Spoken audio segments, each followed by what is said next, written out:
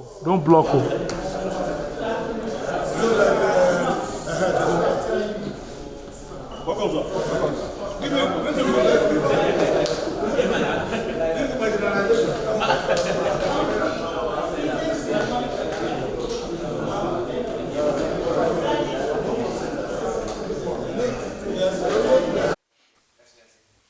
Well, good afternoon, gentlemen of the press. I visited the President, His Excellency, President Bola Ahmed Tinubu, on behalf of the people of Southeast of the country. If you recall, a few days ago, we had a meeting of the leadership of Southeast, political and the non-political leaders, in conjunction with the leadership of Ohaneze Ndibo. And among the resolutions from that meeting was to visit Mr. President to support and intervene in our resolve in addressing the issue of insecurity. The southeastern part of the country, of course you are aware, has been bedeviled with this high level of insecurity, ranging from banditry, kidnapping, activities of non-government, to the extent that most of the states, out of the 5 states in southeastern part of the country, a lot of resources has been spent.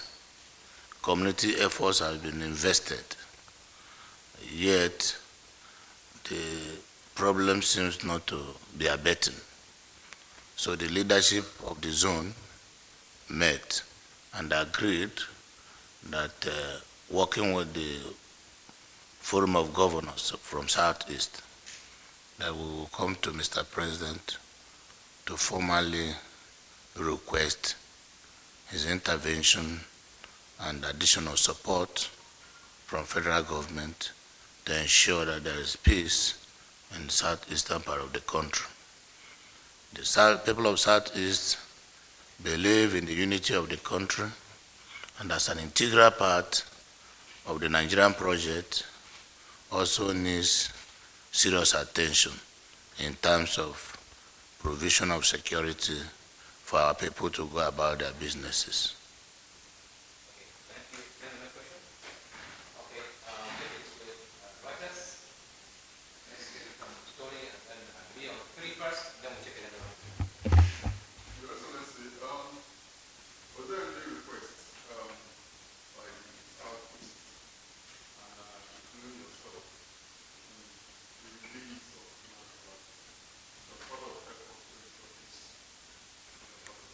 Well, the request I've come here with is to secure an appointment to meet with the President. What we will tell the President when we meet him is still not public to you. We know the problems in the Southeast. We've seen what we have also witnessed for the period under review, and we're only coming to call on the President to address the problem so there will be peace in the Southeast.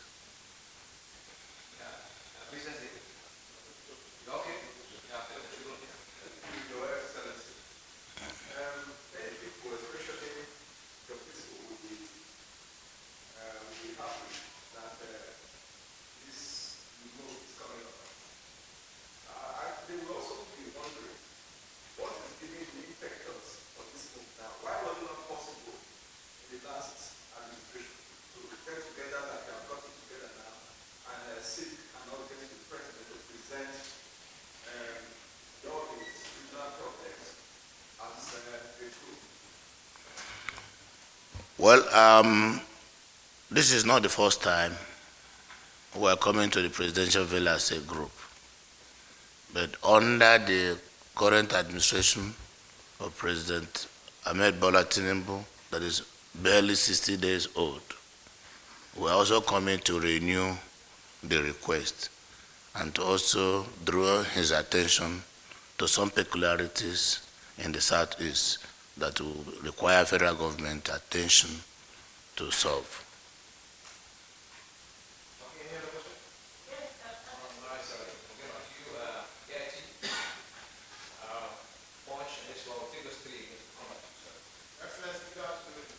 afternoon.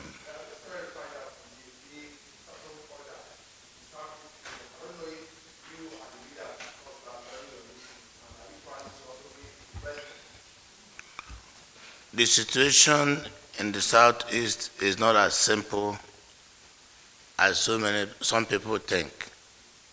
There is no government directive for sit at home, neither local government directive, nor any state, nor the zone. But the situation is that because of the indiscriminate killing of people and the high level of insecurity, our people are so afraid to come out, not only because there is any sit-at-home order, but it's perception management that we are trying to do. So there is too much fear into the people that otherwise how can non-state actors give sit-at-home order and it will be obeyed? People are scared. People are afraid because of what they have seen in the past. So, and nobody wants to die, neither me nor anybody. So that is why the moment federal government comes in to step up very high security measures to manage the situation, the sense of security will come back to the citizenry and they will be able to go about their businesses.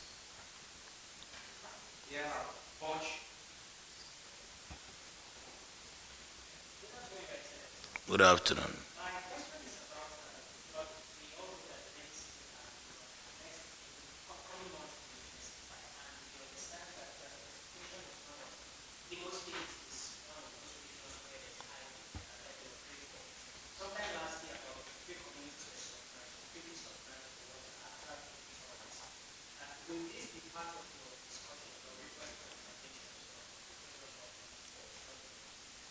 At the risk of revealing why we are coming, it is also important that I'm not here. Part of the mandate for today is not to come and let you know why we are coming to see the president. But the case of flooding is a general situation in the country. But the Southeast is even worse hit. We met only a few days ago with the NIMET and NEMA, and we discussed it. Even at the level of National Economic Council, flooding has been discussed severally. All the rivers in the southeastern part of the country are highly silted up, to the extent that those rivers we used to have a draft of -3 meters datum to 5 meters datum are almost dry, giving way for the water to find where it will settle. In the process, the river has comes out to the town. So, and then the water must have a place to reside. So it is going to be a holistic thing. Some of the preliminary survey we carried out revealed that a huge amount of money will be required. And actually the expenditure may be bigger than what state can afford. At the level of the National Economic Council, a subcommittee has been set up and also is being handled. We are waiting for their report. Probably the next NEC, their report will come out. But some of us, for me, like in Imo State, we are doing some remedial approach to the situation. Because I'm tired of every time there is rainy season, I start looking for camp where I will camp my people as refugees.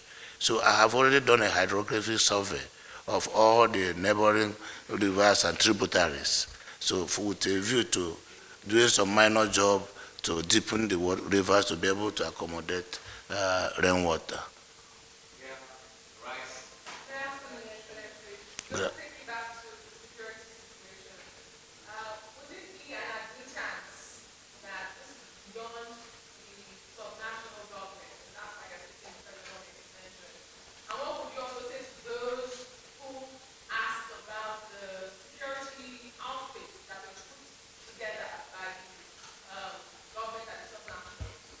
No, if you understand the nature of the country, we are running a federation where security is in the exclusive list.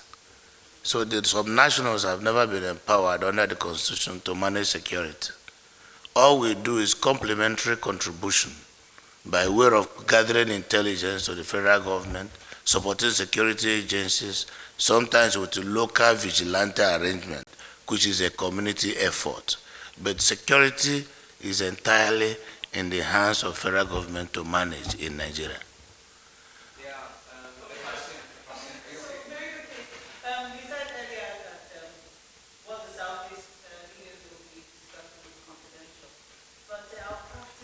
That word didn't come from my mouth.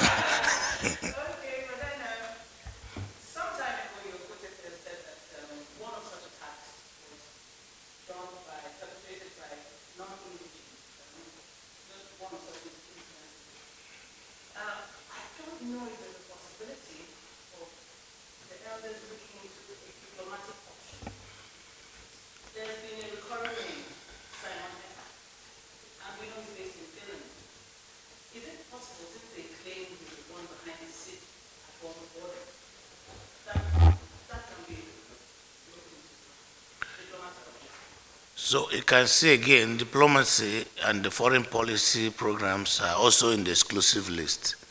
And we, worried by the level of insecurity in the region and the contributions of some people within and outside the country, federal government still remains the only platform that can address both the foreign and local content contributory to these problems.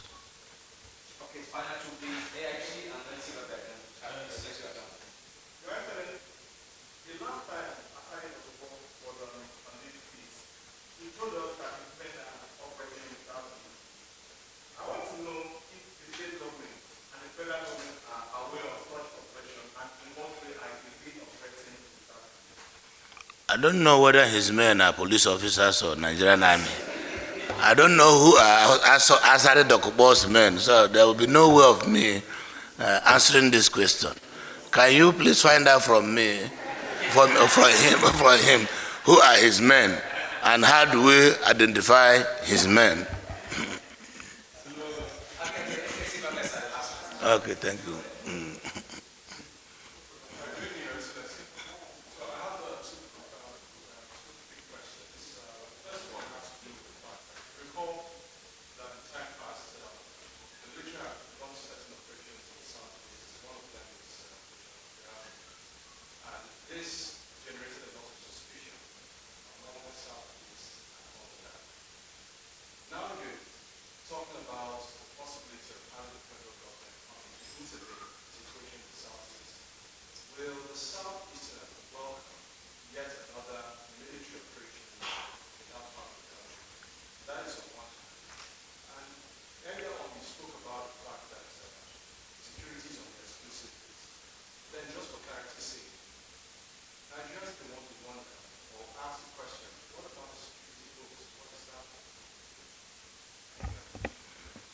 Well, in the first place, we have only one united Nigeria, and we are running a federation. Like the other gentleman asked, we have activities at the sub-national level, and we have activities at the federal government level. And 1999 Constitution has amended, provided and accommodated some issues and projects exclusively for federal government to handle, security being one of them.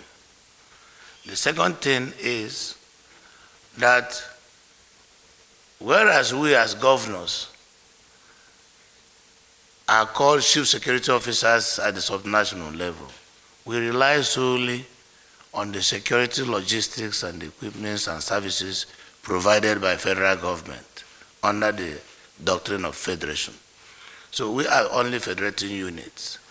On the other hand, at the subnational level, we don't have the right to choose or reject security measures from federal government, being part of the federal government. So I don't think, this trouble when it started at the initial time, some people decided on their own to politicize it. And in the process, what we got was a cocktail of issues that today is very clear that these issues must be resolved. If we now begin to embark on investigation to find out what happened or what didn't happen, we will further elongate the problems. Federal government has been there. The Nigerian army has been working. The Nigerian police has been working, all security agencies have been working collaboratively with the local authority. Because at the end of the day, federal government security officers must also work with local input in terms of local intelligence gathering, community vigilante, and all sorts of things. So it is going to be a collaborative effort. Security vote, I'm not against it, but I don't operate it in Imo State. Again, you should find out from my parliament. I don't operate it in Imo State, but I still think that governors should be given a headroom. Head of government should be allowed a window to have funds they can use to manage security issues. As I speak to you, we are not addressing the problem of insecurity in Imo State through kinetic means alone. We have adopted both kinetic and non-kinetic approach. We also procure intelligence that will help security agencies function effectively and efficiently. So all these are intangible aspects of security control measures. So it is important that governors who have been elected, sworn in to manage the resources and the mandate of the people be given latitude to operate so that they will be able to provide results.